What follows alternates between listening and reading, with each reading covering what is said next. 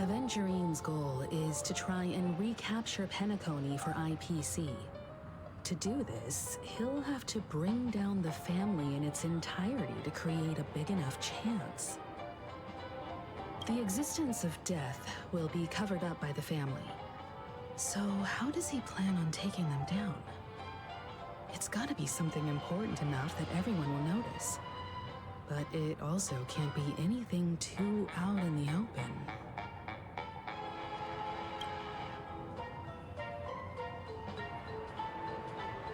An attack on the hotel guests? Unlikely. Penacony's guests include quite a few bigwigs known throughout the whole cosmos. People who not even the IPC would dare take lightly. Aventurine is a shrewd merchant, and there's no way he doesn't know that.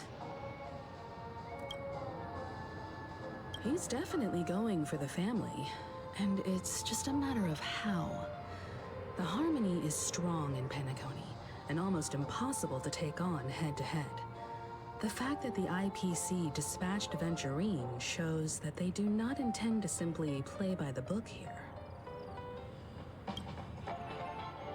Aventurine has devoted considerable attention to her. But this Galaxy Ranger, we know hardly anything about her, and can't rush to any conclusions.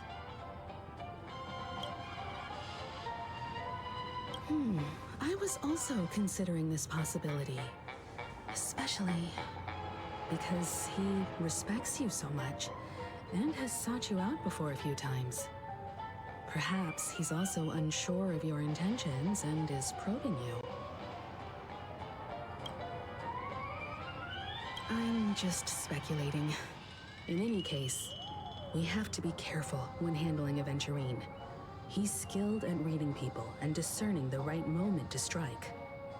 Also, he's clearly a born gambler if he's willing to go all in to win.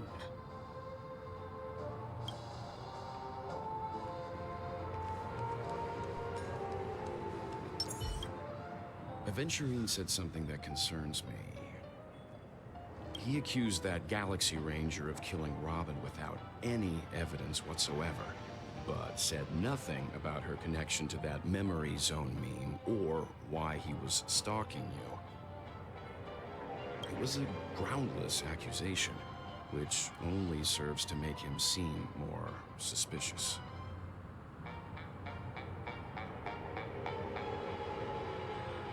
Maybe Aventurine's goal was never to gain our trust. Maybe he wanted to foster a feeling of enmity towards Acheron and make the situation more volatile. Two birds, one stone. However, I asked Dan Heng back on the Express to confirm that story about the Annihilation Gang and the lost messages. It wasn't something that Aventurine made up out of thin air. You've met her many times now. What's your impression of Miss Acheron?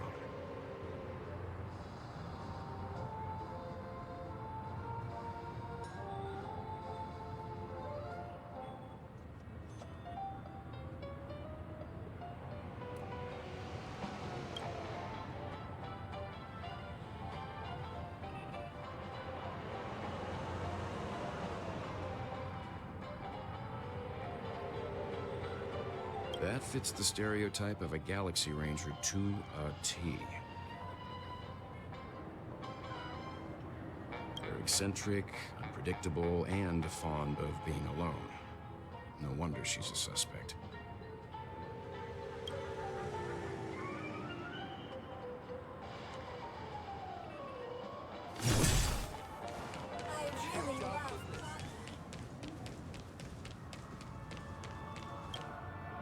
I hope it's not too soon to bring it up, but I feel like Miss Robin isn't actually dead, but that she's still alive and well. Somewhere. That everything's just some horrible prank. Because aren't we supposed to be inside a dream? How could someone die in a beautiful dreamscape like this? Shouldn't only good things happen here? Whenever I see the Grand Theater. I just can't stop all these thoughts from flooding my head.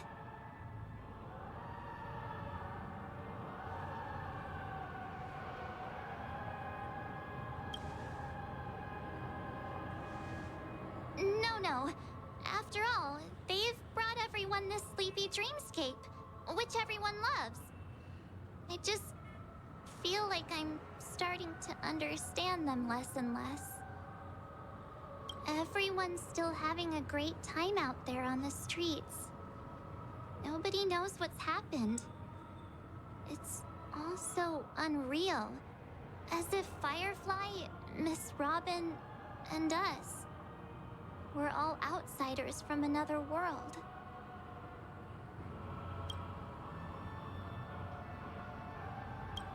Aw, what a mess. I really want a nice cool drink of soda to help me calm down. But then I'd be just like everyone else out on the streets. Looks like Adventurine doesn't need anything else. Let's turn our attention to the family's assignment for now. Himiko, what do you think? Among our current clues, the two murders that she witnessed are the most directly connected. I suggest starting here. One thing I'm curious about is, if a person dies in a dream, what happens to them in real life? Seeing as we're at the family's behest, why not pop back out to reality and verify Miss Firefly's situation back at the hotel? Perhaps we could also make a few inquiries about her while out there. How about we split off into two groups?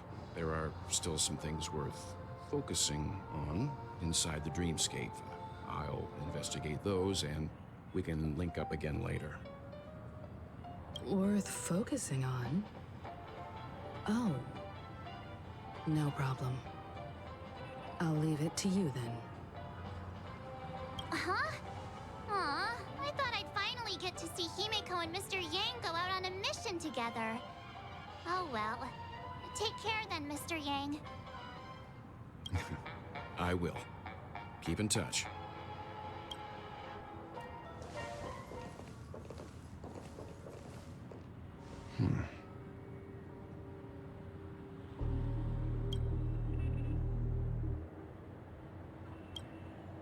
Honored guest, could you come out for a second?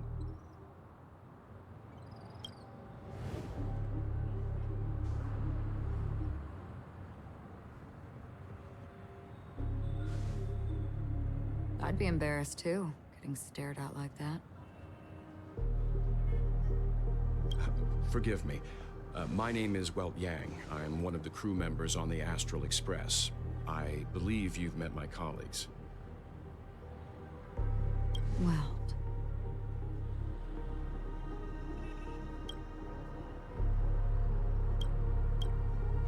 Is there something about my name? First, don't you want to know my name?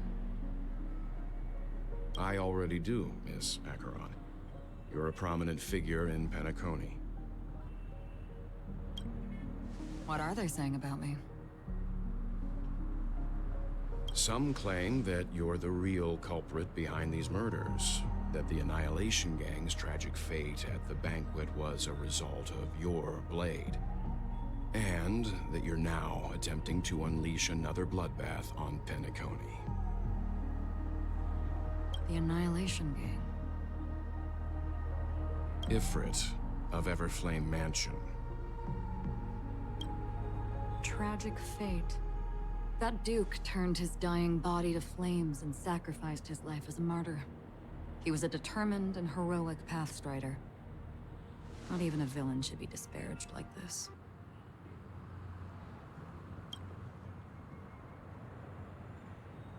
And what's more, there were plenty of suspects invited. Do they really think that a blade is more dangerous than that black hole you're wielding?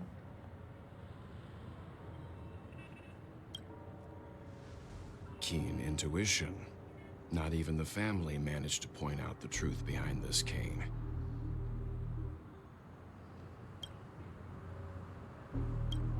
So you must surely know, Miss Acheron, that peering into a black hole is not a wise move. As a potential threat, your knowledge of us has reached uncomfortable depths. Reveal your true identity and intentions. Otherwise, brace yourself for gravitational disintegration.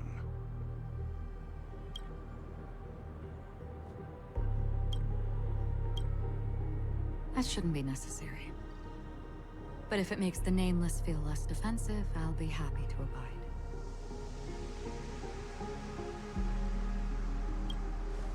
Believe it or not, Galaxy Ranger, Acheron.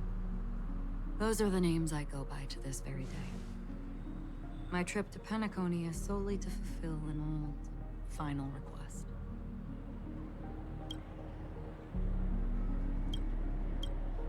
I'm here for the Watchmaker's legacy. And that's it. I think I've been honest enough. Still unwilling to reveal your true identity? It's not that I don't want to. It's just that I can't.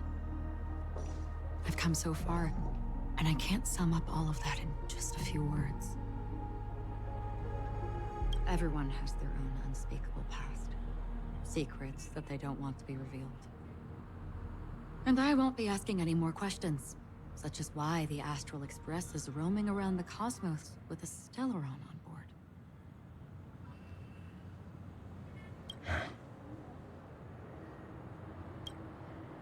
Is she okay? That memo keeper didn't do anything, right?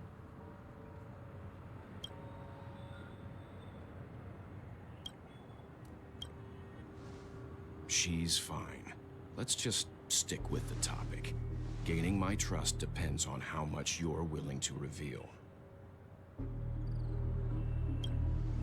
I've run around many different penacony dreamscapes just to try and find that legacy. And during this period, I came into contact with quite a few guests. In the process, I gradually came to realize the secret of penacony may be closely related to the Trailblaze. That's why I've come to ask for your help. I don't have enough proof yet, but I'd like to speculate something.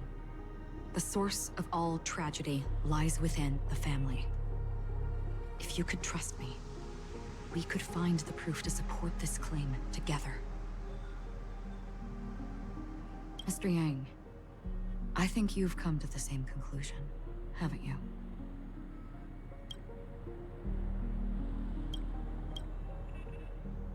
Let's leave it at that. For now, I'll choose to believe that you bear no hostility. Share your findings with me and me alone. I don't want vague conjecture to interfere with other people's judgments before we find solid proof.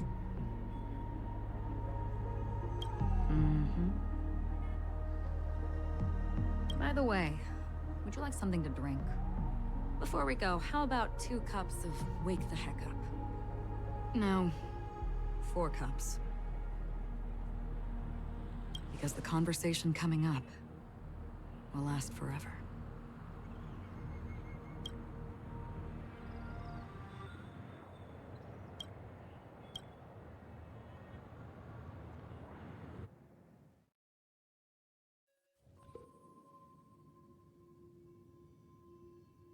I've been watching her closely for a while now, and the first invitation was in the banquet hall of the hotel.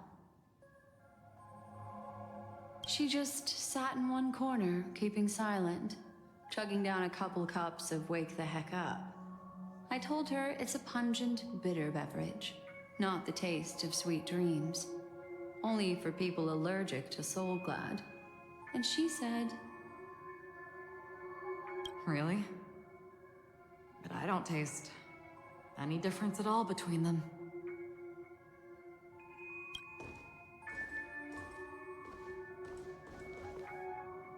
the guest rooms are charmingly minimalist. An aesthetic you share, Miss Acheron. It's a cinch. This music box. The invitation received by the Annihilation Gang. There are latent memories that linger on it yet. You see, memories of you are not yours alone. They travel in other people, other things. I know much, and I can predict even more.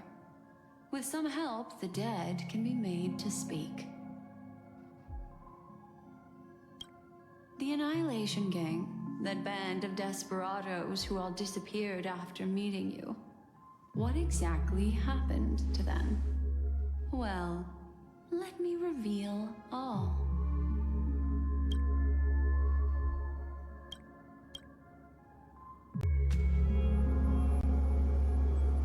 Gradation 12. Dreamscape 12.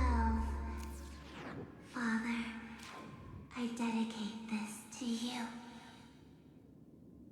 Well done, Dubra. Wherever they go, shall be met by annihilation. There it is. It's hazy, but it's Ifrit's voice. The other one is probably his progeny. This is the residual memory from when the invitation was first delivered. They were abruptly interrupted. Then, what happened next is...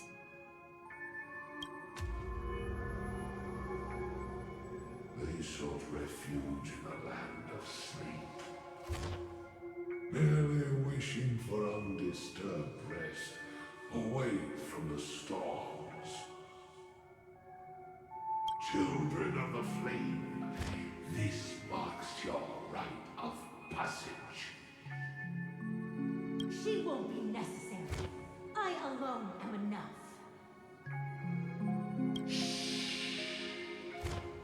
When have thou, on the path of destruction, feared death? The Everflame Mansion has set out on a journey. Those poor people, they have no idea what lies in wait ahead of them.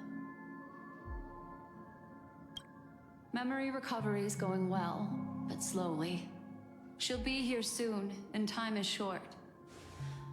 There's nobody else here, so there's no need to be delicate. In fact, I think I'd better go all out.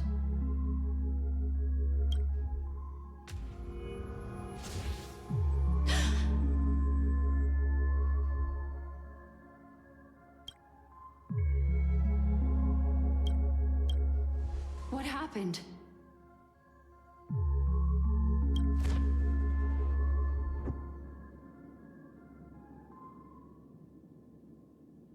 The memory after that is blank.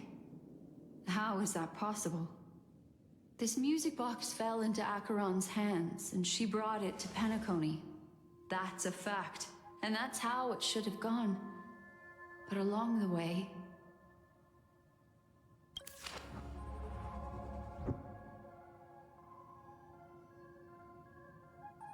it's like it's been erased. Who's done this?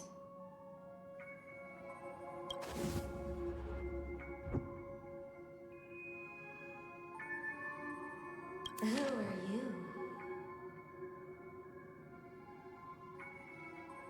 Who are you?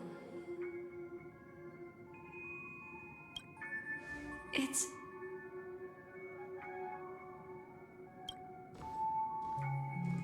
no. Is this not a memory?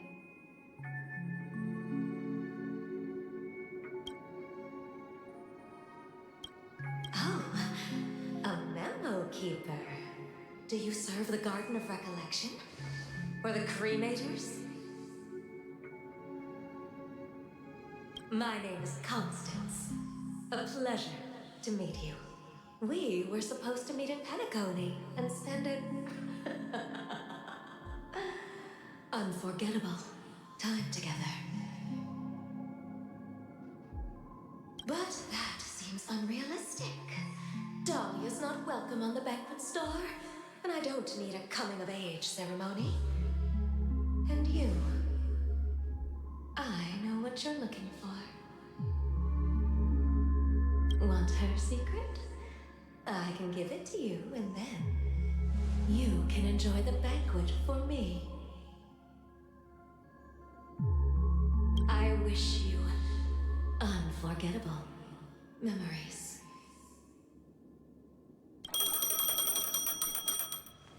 Oh. A phone. Wanna listen in?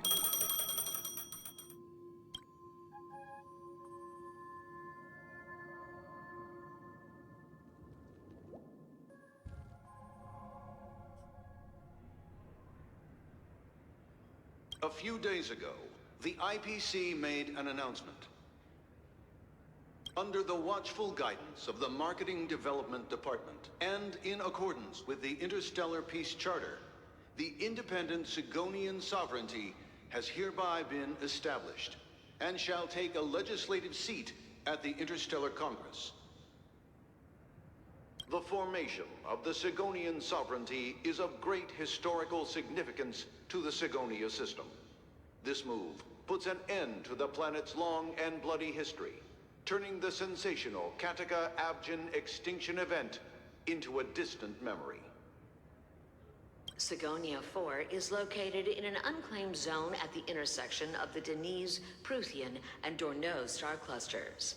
The planet's surface environment is known for being extremely harsh, constantly faced with the threat of impact from small-scale celestial objects. This is why very few intelligent species have made this planet their home, dividing themselves into several tribes to eke out nomad lifestyles as they struggle to survive the arid desert wilderness. They have developed their own folk beliefs that are independent of the Eon belief system.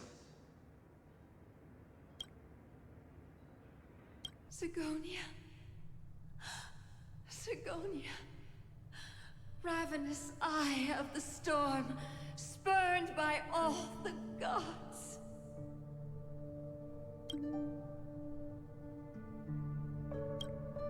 Land of rock, but not water. Lightning, but not rain. Blood, but not tears.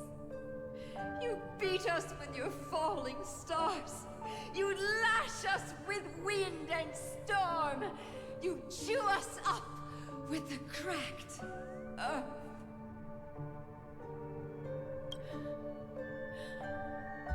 You promised us a land of honey, yet yoked us beneath a sword of bitterness. Oh, Gaiathra Triclops, if thou can hear me, please open up thy 3 eyes and gaze upon this child.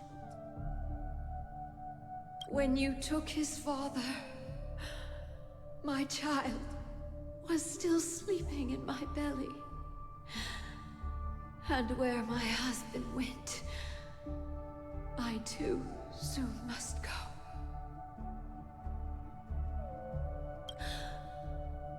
I don't ask for a peaceful death. Just for you to tell me, does the baby swaddled sweetly asleep? Does he dream of his mother's heartbeat and the sound of falling rain? Please tell me whether this life is all just a fleeting dream. Otherwise, why would this child be born to face impending death? Mommy! Mommy! Mommy! Rain! It's raining! Raining?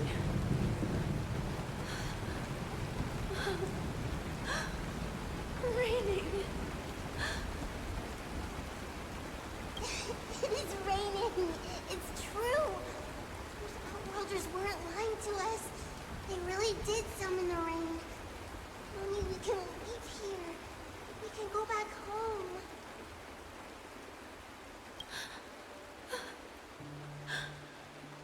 Back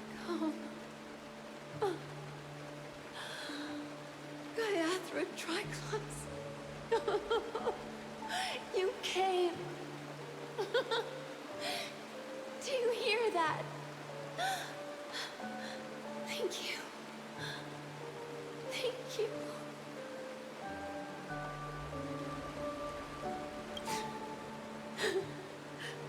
Darling, listen. This is the sound of rain. On the day you were born, the sky also sent down a gift like this from Gayatra.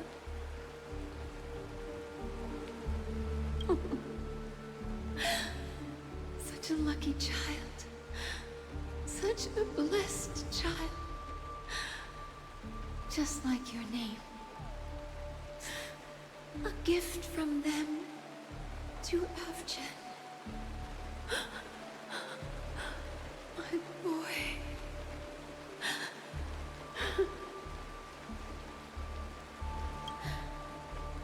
May the goddess Gayatra close her eyes 3 times. Keep your blood eternally pulsing. Let your journey be forever peaceful. And your schemes forever concealed.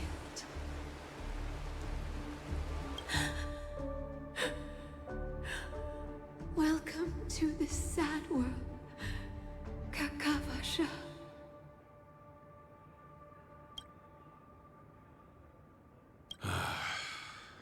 Time to wake up, gambler.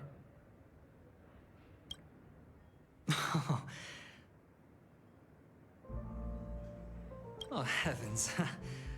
I must have drunk too much Soul Glad. Didn't expect you to be back so soon. How is it? Find anything? Just as you guessed. Nobody outside knows about Robin's death. There aren't even baseless conspiracy theories. They're still streaming the rehearsal for her ceremony, using a stand-in, I guess. They must be dreaming. Of course. Who could imagine that death would actually descend upon the idyllic dream created by the family? Let alone that the victim would be the female lead of the Charmony Festival. To be honest with you, I didn't believe it. I even tested it a few times myself, until I discovered that I couldn't actually die. Whenever there's any danger, I'm forced awake by the dream pool, and it's all as if everything were just a nightmare. And that's why I'm convinced that there are a few big secrets lurking behind the scenes. Then you must have heard about the Memory Zone meme. When I graciously deigned to establish connections with the Oak family on your behalf, they were quite in a pitiful state of disarray. Besides Robin, there was another body.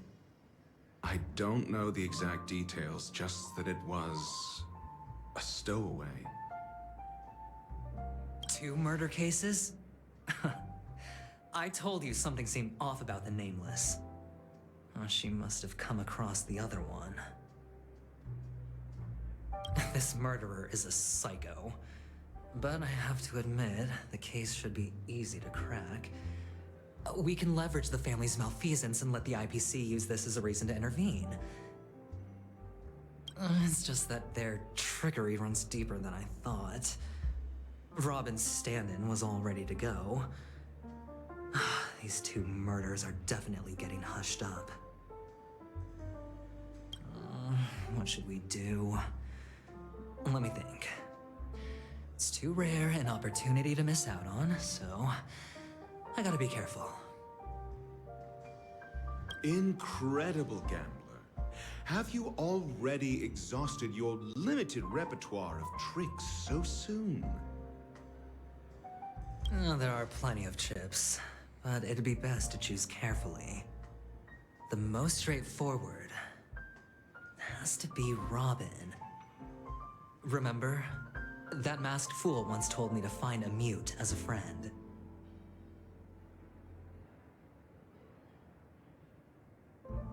Robin is what she calls the mute. She has lost her voice, and while most people can't pick up on it, you and I cannot mistake that sound. Not produced by any voice box, but rather by the resonance of the harmony. If that girl hadn't gone hoarse from singing practice, there'd only be one possibility. Something was up with the family. Or Robin herself. To get to the bottom of this, I tried every way I could to meet her. But she died. Right before my very eyes. A complete and utter loss. Incidentally, it seems to have resulted in your rather undignified arrival on the interrogation stand. There were eyewitnesses at the scene, and the family, in their graciousness, has tentatively accepted your alibi. However, for the foreseeable future, you shall, regrettably, find yourself under the vigilant watch of the hounds. Well, things aren't looking too optimistic, Doctor. I'm starting to break out in a cold sweat. Do you reckon there's still any chance of a comeback, given how things are? A probability? Yes, it exists, but it verges on the infinitesimal. To phrase it in a manner more befitting the vernacular of penacony, you're dreaming. But if you simply can't control yourself and want to try your hand, then there just so happens to be a suitable candidate. That man wants to see you again. Who? Sunday.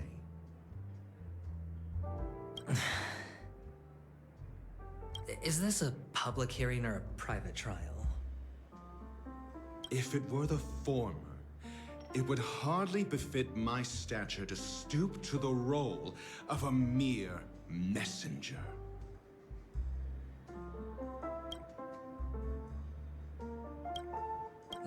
Fine. Well, that's great. It's all great. You see, the dead can't talk, but the living can. Ratio, I'm convinced now that there must be something wrong inside the family. Oh, just you wait and see. That man's sister has died. He can't sit on his hands. Well, without any further ado, let's set off. Lead the way. The show is about to begin.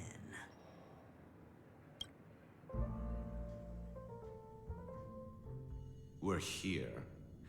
The Dewlight Pavilion is the Oak family's fortress and a place where heads of the families meet to discuss great plans for penacony.